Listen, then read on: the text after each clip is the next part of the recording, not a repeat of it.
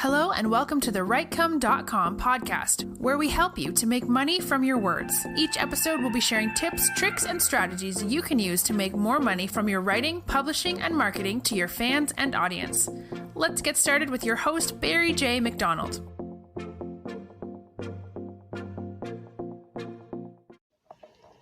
Hi, this is Barry here, and you are very, very welcome to today's podcast episode from WriteCome.com. And today I want to ask you a question. Who are you? Now, if I was to begin the sentence, I am ... how would you finish it off? Now, if you're like most of us, you probably have ended that sentence with something negative. You probably have said something to yourself like, I am a failure, I am a loser, I am not good at certain things, I am overweight, or I'm this or that. But it's usually always the kind of negative side that we see of ourselves that kind of finishes off that kind of sentence, that I am ... kind of sentence that we tell ourselves over and over again. And it's almost like a mantra that we have, that we are kind of repeating it over and over. It's gone on in the background, in the back of our mind, and because we have those kind of mantras and those labels on ourselves, we kind of bottle ourselves in, or we kind of box ourselves off to any other opportunities that probably mightn't suit that label. So for example, in the case of, if we just set aside this for one moment and maybe get into something that maybe might explain it a little bit better, if we got into fiction writing. Now, if I was to write a book today, a lot of people would probably come up with a storyline first, and then they would kind of try and squeeze characters into the storyline. But the best way you can actually write a fiction book is to start off with a character, find out as much as you can about that character, and then throw as much as you can at that character in the storyline. So for example, if I was to come up with a character, for example, maybe if I was going to come up with a lady that had a young child or whatever, if that was my main character and I was going to base a book on a lady with a child, I would probably sit that lady down in my mind. I would go through an interview with her. I would study her in a mind, and I would try to find as much detail as I could about her. Now, if you've ever watched a movie where maybe you have watched it and by the time you got to the end of the movie, you didn't care if those people got blown up in the explosion, you didn't care if she met the man of her dreams or whatever, but you had no kind of connection with the characters in the movie, that is because there's no kind of depth to that character. That character is very kind of 2D, and there's nothing really that your mind can grab onto. There's no reason why you want to follow that character because you don't know much about them, and you're not really kind of, as I said, attracted to them or attached to them in any way. So the best thing you can do to be good at fiction writing is to get as much depth on that character as you can. Try and to get into their kind of under the hood of the character and find out why they do the things that the way they do. So for example, going back to that lady with the child, for example, I might say to myself, okay, there's a lady here with a child, and say for example, maybe I worked out and I said, well, this lady is 25. So then I would think to myself, well, what would a lady who has a child at 25, how would she feel about the world? What is going on in her mind? Was this a pregnancy maybe that she had by accident? Was it something that was planned? Why is she alone? Why has she not got a partner that's helping her raise this child? Is that because maybe the partner had maybe passed away in an accident, or maybe he became sick or whatever, or maybe he just ran off and left her with the child? So the more kind of questions I ask myself about that character, the more depth I can get about that character, and the more I can, when it comes to later on in the book, when I'm actually writing a storyline for that character to slot in, I can see exactly how she is going to react in different parts of the book. So for example, if maybe I went down the route of that her partner had run off and had left her as soon as he heard that she was pregnant, that lady then would kind of label herself as being someone who would have probably maybe a strong hatred for men, or maybe have a hatred for maybe people who can't take responsibility or whatever. And then as she is going through the story in my book, she would react to whatever situation through that kind of lens. So if, for example, she met this gentleman or whatever in the book, and maybe he was, really interested in her and her child, and, he really wanted to give her a better life or whatever, if she had that kind of chip on her shoulder or that kind of negative feeling about men, there's no way she is going to be attracted to him. And if she is attracted to him, she is probably only going to let him get so close to her. She's not going to let down her guard because she feels maybe that he is going to do the same thing that was done on her before. He's going to treat her the same way. He's going to run off as soon as there's some responsibility put on his shoulders, and she is going to be back at square one. So In that case, that character would probably have a kind of sentence. If I was speaking on behalf of her, I am. She might have a kind of mantra going on in her head because of the gentleman had ran off on her, and it could be, I am self-sufficient, or I am.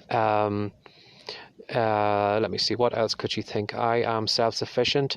I am unlovable. I am better on my own. I am all these different things she's going to have coming in her mind because that man ran off in her earlier life when she was pregnant with the baby or whatever, and she is going to have those mantras in her mind. And as I said, when I am coming up with a storyline, I'm trying to put that character into that book, I have to look through the character, through that eyes, and all those kind of I am kind of sentences and all the thoughts that are going through her mind, that is going to affect her, how she is going to react in the book. Again, even go back to movies, sometimes you may follow a character in the movie, and then all of a sudden, they do something that is completely out of character. Maybe somebody who is just afraid of guns, and maybe 3/4 way through the movie they are totally afraid of guns, they're afraid of gunfire, they're afraid of even picking them up or even looking at them, they're just terrified of guns. And then you find in the end of the film, the heroine or whatever, she picks up a gun and all of a sudden she just sprays bullets all over the place and kills maybe 10 or 15 baddies. And then you're kind of watching the movie saying to yourself, well, no, she wouldn't do that because that's not her. She wouldn't react that way. She's a fear of guns, so I can't understand how she would pick up a gun for a reason like that and just completely blow everybody away. She would be the type of person that would run in the opposite way. She would run away from the guns. So I'm just trying to explain that, those thoughts that she has in her head would be how she would react in the rest of the movie. And again, to come back to my lady, the lady with the baby that I was maybe planning to write, I would know exactly how she should react going through the rest of the storyline. And again, just stepping back from that example, you are going to live your life in accordance to the labels you have in your head right now. Now, if you've been listening to the couple of episodes before this, you probably have heard me mention about the lady who was stood up on the chair in the classroom and was labelled stupid by the class and by the teacher. And because of that, then she has this kind of mental sentence or mantra in her head, or that thought about herself that she is stupid. So if I was to say to her, I am, immediately the first thought she would go to is, I am stupid. And because she would go that way, she would kind of look at the world in that way. She would look at her talents as being lesser than everybody else. She would look at not kind of pushing herself to find an answer. If maybe she had a difficult problem that she needed to solve, she would probably not try and solve it herself. She might maybe just close her eyes to it and hope that it goes away, or maybe she would try and find somebody else who could solve that problem for her.